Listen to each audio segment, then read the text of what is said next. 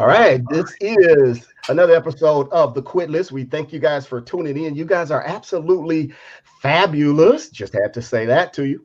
All right, but what we want to do before we get going is we want you to go ahead and share. Pick up your cell phones, to extend your index finger. I think that's called the index finger. Whatever that finger is, hit that finger, hit the share button, and go ahead and share this with all your friends. I promise you, you Index will finger. not disappoint them. I'm going to give you 3 seconds to do that. Like 3, 2, and 1. You guys have just tuned in to the Quit List. I'm Dr. Stan. Today I'm joined on the show by my guest, Dr. Gerard McClendon. Dr. McClendon is a social psychologist and professor at Chicago State University. Dr. McClendon, welcome to the show. It's good to be here. Awesome. I'm also joined on the show by Dara Robertson. Dara has just made the list of young people to watch under 30. Dara, welcome to the program. Thank you for having me. And we're also joined by Dr. Harita McDowell. Dr. McDowell is a community psychologist and author and professor. Dr. McDowell, welcome to the show. Thank you. It's going to be fun. Issue number 1 on the Quit List, gender reveal parties. For over a decade, parents have jumped at the gender reveal trend. An ultrasound is placed in a sealed envelope. You go to the bakery, you get a pink and blue cake. You might want to hold it as a surprise, but everybody is not happy about this trend. There's one Facebook page that actually has banned the term gender reveal. Oh, wow. They said, please realize that we come from all around the globe and we all aren't the same. We ask that you do not use the phrase gender reveal and find a more accurate description. I'm going to come to you, Dr. Gerard McClendon. But before we talk about gender reveal, see, he's ready to get going already. Before we talk about gender reveal, I really want to kind of explore the idea of baby showers in general. Now, most baby showers, at least all the ones that I'm familiar with, invite women and not men. Is that a sexist thing? Well, first of all, I've been to some baby showers and I had, for the most part, a spectacular time at the baby showers. Some of the games at the baby showers, I was a little out of place, a little awkward in certain spots. So I just kind of worked my way to the kitchen to get a beer. But here's the thing, when it comes to gender reveals, I think it's a Neanderthal, backwards, outdated concept. First of all, wow. This whole thing about pink and blue, that's ridiculous. What if the boy likes pink? What if the girl likes blue? Second thing, in some Asian cultures, they look at a girl being born as a quiet happiness. That's ridiculous. And I think what happens at gender reveal parties is that, first of all, the couple should be the only ones that know the revelation. It shouldn't be this huge group of people saying, oh, it's a boy, there's pink stuff floating in the air. Oh, the girl, it's a girl, there's pink stuff. It's a boy, there's blue stuff. The only people that need to know the gender reveal, the couple. That's it. Backwards, Neanderthal, and I think it could be even damaging to a relationship. That's very interesting. That's very interesting. If I can interject. Yes, go ahead. For a moment, because Doc seems passionate about this being almost offensive. I mean, to use the term Neanderthal, I'm thinking completely opposite. I think that, I don't have children, and I'm one of those girls who I'm not looking forward to a baby shower because some of the games are cheesy. I really just want a party that I happen to be pregnant at, if that makes sense, because I really I enjoy attending baby showers that are non-traditional, that include the male, that is more so a family gathering, if you will, where we're all excited about the new legacy that's going to continue on our name. I think that should be the feeling. I also think that it should be completely up to that couple to decide what they want to share and not share. So I personally enjoy the new trend of celebrating the pregnancy, especially in a country where it wasn't something that was always smiled upon. I mean, women are just now in a space where you can be excited about having a pregnant belly, and we're seeing, infant mortality rates change because we see more women posting that they're breastfeeding in public. So this whole idea of being able to still feel pretty, still feel beautiful, still feel celebrated during what could be considered one of the most challenging times of you and your partner's life, I think that anytime you have the opportunity to continuously celebrate something that's that monumental, you can say, hey, I have a huge family and I want the entire village to be around from day one to I deliver. And that's Okay, that couple's Dr. choice. And then McDowell, you have Dr. McDowell, it sounds like I'm hearing you say that you think it's a good I'm thing. for it. I'm for it. I think that, I mean, we can definitely dig deeper into identities and things like that. But obviously, as the world turns, we're going to have some hiccups. But as a pregnant couple, I think that sometimes it can be economical. They know what to buy you for the baby shower. You don't have to Okay, return a lot of things. so You can change so things. Dr. McClendon, it says it's Neanderthal. Dr. Yeah. McDowell Yeah. says she loves it. Dara, Yeah. what about it? I'm going to have to fervently agree with Gerard. I hate gender reveals. As a Mhm. matter of fact, I think that trend should have never been started. And this is far beyond the parties turning into more festive events. I think in the beginning, the part that, first of all, we do know, of course, gender and sex are two totally different things. So just Mhm. scientifically, it makes no sense to have a gender reveal for your child. Gender is fluid. It has a lot to do with that person, not so much their anatomy. So first off, I'd agree that changing the name of a gender reveal might be an important factor. But in general, I think the part that most disturbed me about the trend is that the disregard for the way that that child will feel. There are pictures, there are videos. There's a lot that goes into gender reveals, and I know sometimes people are very emotional, but the reactions oftentimes to this life that you're bringing into the world, not being the gender you choose, sounds fun and it's a game. But when people get so angry, they throw things, they're crying, they're upset. Some women are really, really upset. And so you do have to think that one day your kid is going to look back and see the pictures and videos of you having a whole fit, of you not having the child you desired. And I just think in general, it kind of sets up a really weird norm to have expectations so heavily put on a child in a whole party and a competition. And the child is going to see that. I have no idea whether my parents wanted a boy or a girl.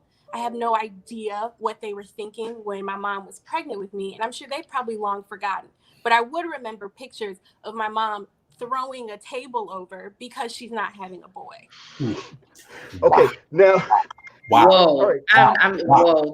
That's So let me jump in. Now, two things that really disturb me about gender reveals. One, how do you gift? Do you just say gift cards or money? Because if you come bringing some gender, gender, specific. specific items, you bring a football and okay, really you bring a cupcake maker, really. Come on, I have a problem with that. The second thing is the problem is how people celebrate. If you have a gender reveal party in California, shoot fireworks off, it's a boy, and then you start a California wildfire. Oh my That is God. totally irresponsible, and we've seen that happen on several occasions at gender reveal parties. I think Shot that it's fireworks. People shot fireworks out of Mhm. the gender reveal, and a forest caught on fire. I think that we're attaching things to the extreme levels. I mean, of course, we don't want to encourage fireworks for any reason, just like we don't want to encourage balloon releases that they're doing all over the world that mess up the environment. So I don't want to attach something that's completely irresponsible, whether it's your birthday or your bar mitzvah, to a gender reveal. So Dara, I wanted to chime in. That is definitely a negative anytime there's a celebration for one and there is a regret for the other. So I'll totally agree that the reaction is relative to that mom. That's a trip. I'm thinking on the more positive aspect of the reveal, and I'm definitely okay with changing the name. And I've gone to them where it's if it's two Black Greek letter organizations, they'll say this or that. If it's the mom is, the doctor and dad is the fireman, are you going to be a doctor or a fireman? And it's more specific to that mom and that dad or that partnership, and something that is specific to them. So I went to one where one of the wives is a fan of Martin and the other one was a fan of the Fresh Prince. So it was this whole battle of the 90s versus 80s. And it was really I'm going to need this village to get me through whatever it is that I'm doing. So I totally agree that when things are taken to the extreme and you're capitalizing off getting gifts, because to my knowledge, there's no etiquette just yet because this is a new trend, but it's always a challenge. And I've loved that people are erring towards honoring the dad, where there is a heteronormal couple. So it's interesting how it's shifting. Mm-hmm. So it sounds like you just said you went to a party. You said one of the moms. So it sounds like this instance there were two mothers, women. Right? Two women. Dara, I want to go to you. Do you believe that this trend, whether you like it or dislike it, do you believe that this has anything to do with the idea that someone does not want their child identified by gender because they want them to be free to choose later? No. I think actually it's the opposite. You're publicly announcing the gender of your child to everyone. And even before your child's birth, where you would actually find out the accurate gender of your child, you are putting expectations on your child publicly. And I think what it really points back to for me, the trend in general, is our constant need to perform because of social media. We consistently need people to validate us, to validate our experiences, but more importantly, just to be happy with us, to like us. And I think that if it was really about celebrating a child, probably the theatrics would be more limited, or people would say, hey, this isn't a gift giving event. I'm going to have a baby shower where you shower the baby. This is just for you to come and celebrate. But I do think that that's not the reality of what it is. The reality of what it is a very large show. It requires now a whole nother party, a whole nother event, this extravaganza. And most importantly, again, it is putting your pregnancy, which is a very sensitive time, which is a very volatile time, and one that you really don't even know, especially Black women, if you're going to survive, let alone that child is going to survive.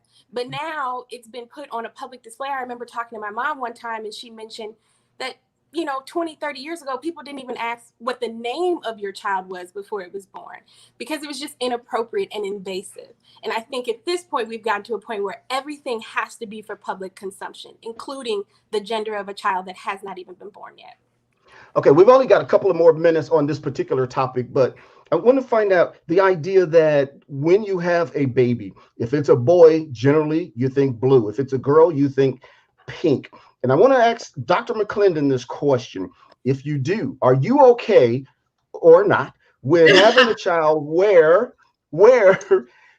instead of giving the boy a little truck, as an example, and giving the girl a doll, how about giving the boy a doll and giving the girl a truck? What about that? That sit well with you? That's fine, but just give me a gift card. You know what I'm saying? Because and let the parents decide later on. This is the problem we have in society. Everyone tries to place definition on the next person. I am in no way saying that there shouldn't be definitions on things. We have to have definitions on things. That's our logos. That's our way of understanding the environment. That's the epistemology of our lives. How do I come to know things in this world? At the same time, if I thrust those things upon you, you must believe this. This is a boy, this is a girl. That becomes problematic. Absolutely.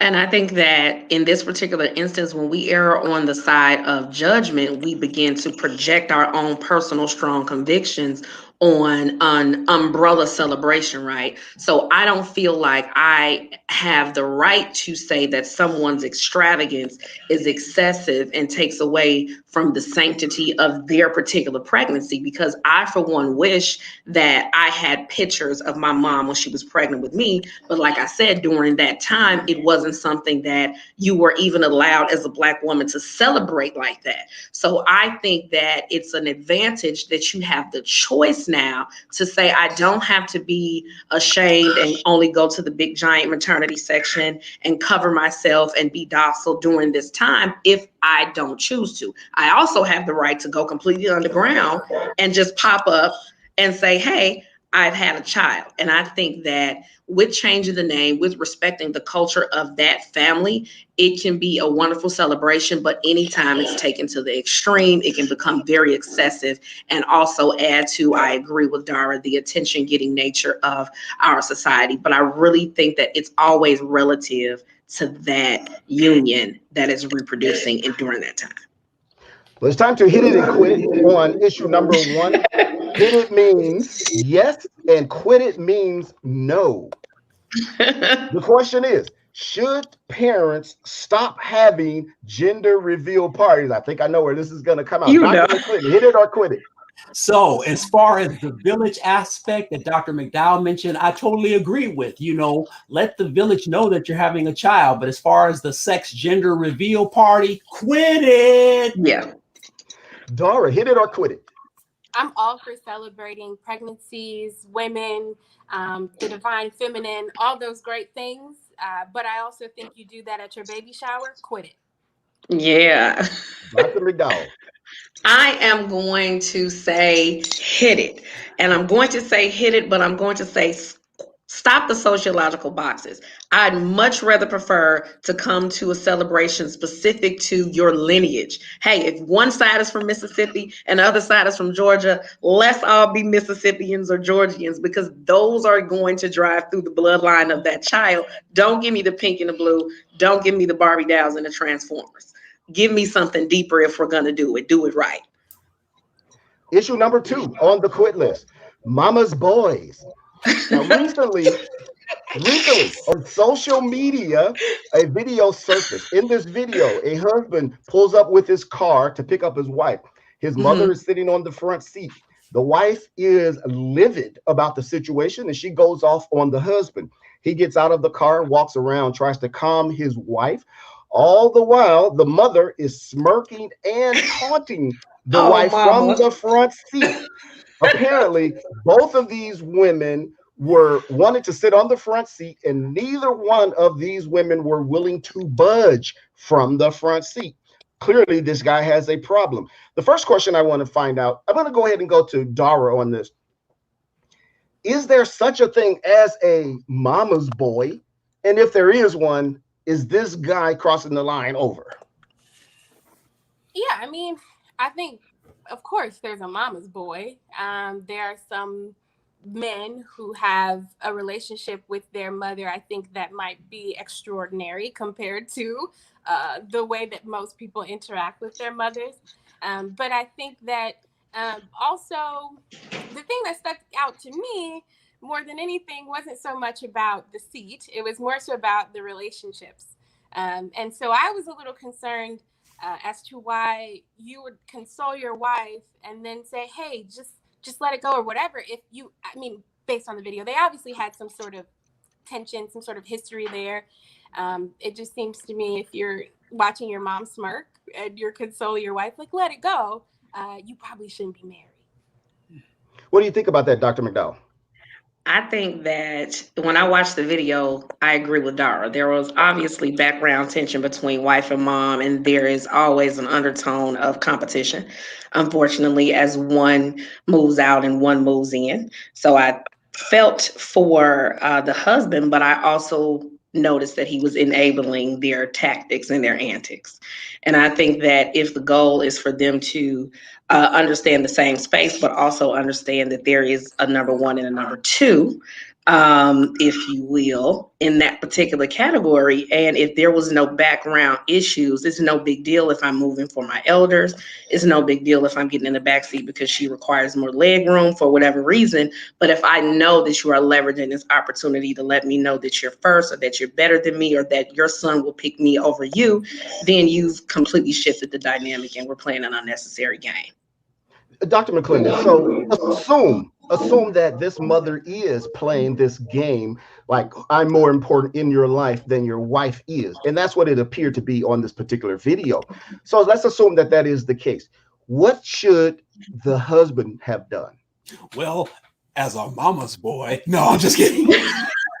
Oh, Dr. McClendon. Just kidding. Here's the deal. There are very few mothers on planet Earth who think that any woman is good enough for her son.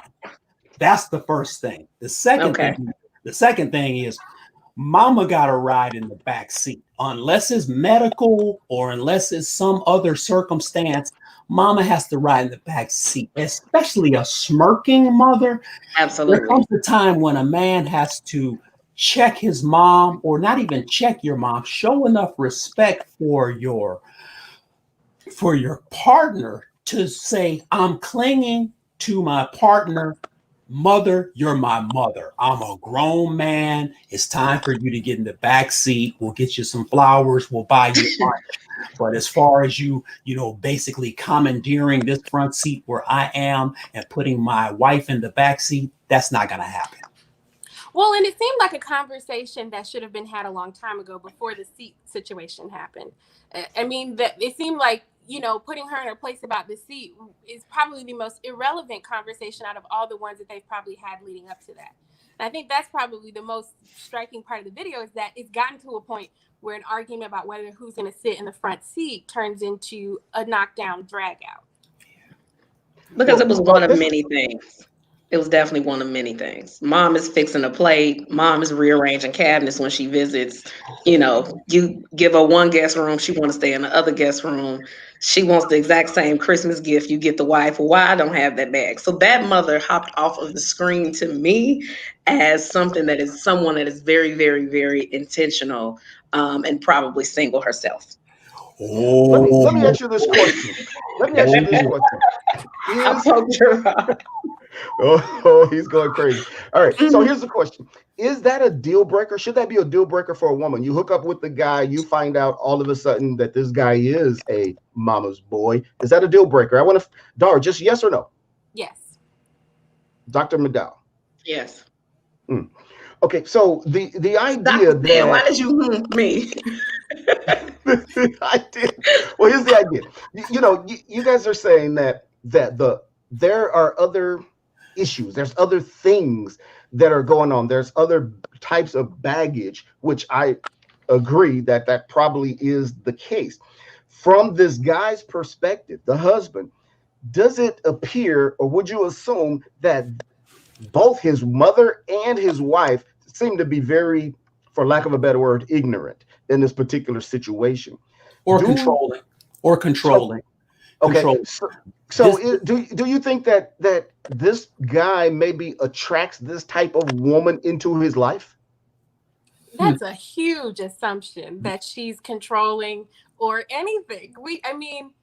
Most of the time there's a action and a reaction.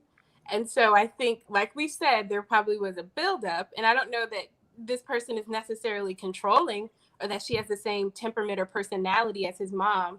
Just because she reacted to a situation negatively, it probably was an equal and opposite reaction to her action. Yeah. I do think that there's a connection. And this goes back to what Dr. McClendon said. He immediately said that he would have to interject to make sure that according to his household with him and his partner, these are the rules and regulations of respect as it relates to our home. And I think that if you are with a mother who has never allowed you to assert yourself in any capacity, you wanted baseball, she picked football. You said that you didn't like Brussels sprouts, she forced them down your throat. You wanted to do HBCU, she pushed you to a PWI. you begin to attract other women who don't allow you to have a voice. And that is where you end up in between a pot and a kettle of possessive and controlling women on accident, because you did end up in some way becoming attracted to your mom. So you can't assert yourself in either space. Yeah, and Now, it may even be formulaic too. I mean, Yeah. we may have to go to E equals MC squared here, or look at Einstein's theory of relativity, because what I'm looking at is this: if your mother lives 500 to 1,000 miles away from you, then you probably could tolerate more when she comes to town or when you visit her. But if your mom lives 3 miles away and always sees you, oh wow, you're gonna have some serious problems. If my mother lives 1,000 miles away, I see her once or twice a year, she can sit in the front seat. But if she lives 3 miles away, sorry, third row. In the third row. Okay, so here's the question. We've actually only got a few more minutes left, but I want to find out just really quickly on a couple of things. Number one, this guy does seem, as Dr. McDowell just said, between a kettle and a pot or something like that. He does. It does seem that he's in some hot water because he's in between a problem. He has a real problem on his hands. So from the husband's perspective, in terms of how a man who may find himself in that situation ought to behave, does it appear, do you think that it goes to his level of maturity in terms of how to handle this type of situation? What should this guy do? This guy is like, he's almost stymied. What do you think about that, Dr. McDowell? Oh, you coming straight to me. Yeah, why not? I think that he's put himself into the situation, and if he's not 3,000 miles away, like Dr. McClendon said, and mom is a bit closer, then it's a constant battle that will eventually cause strain on their relationship. So then you have to pick. And unfortunately, in some of these instances, laying your foot down 20, 30, 40 years into your life, it's hard for mom to adjust. So we run into situations where mom decides that she's going to act out, but you have to pick, is my partner who I am building what's next with the priority over who was part of my foundation? And hopefully mature heads will prevail, but according to that video, once he picks, mom is not going to want to be bothered. Dr. McClendon, let's assume that the person is the mother is trying to call the shots in your home. What should the daughter do, the wife? Well, there comes a time when everyone has to put their foot down, and it doesn't have to be in a loud manner. It can be very quiet, but many times it's not even what you say, it's the behavior. So if you know someone you can run over, you can run over them. They'll let you run over them. There comes a time when you just have to say, wait a minute, this is disrupting my union with my spouse. So I have to make sure that I draw the boundaries, even if they're soft boundaries. Those boundaries have to be drawn by the spouse and by the man, so things can be respectful. That's all you want. No love lost. I just need a little respect here. All right, thank you. It's time again for us to hit it or quit it on issue number 2, because we're out of time for the show. Issue number 2, of course, is mama's boy. Should he make the wife sit on the back seat? Should he make the mother sit on the back seat? Now, here's the question. Remember, hit it says yes and quit it says no. The question is, and I want to go to Dr. McClendon, should he make the mother sit on the back seat? And I think your answer is already. Yeah, sit on the back seat. Sit on the back seat. He said third row. Dara, hit it or quit it. Mother sit on the back seat, yes or no? Yeah. Dr. McDowell. In the back.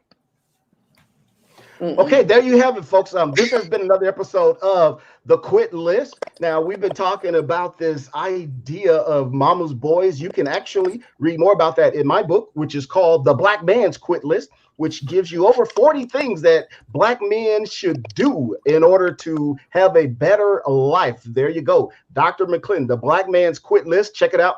It's right there on Amazon. So make sure you go ahead and pick up your copy. I've been joined on the show today by my guest, Dr. Gerard McClendon, PhD.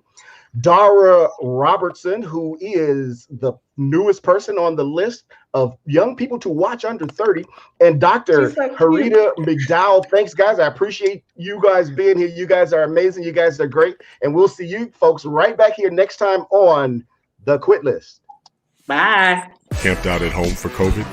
Join That was us, a mess. Indie TV, The first where you will question see was the talk the shows, movies, drama, action, and comedy. Be the first and see it first. Sign up now for free at Indie TV.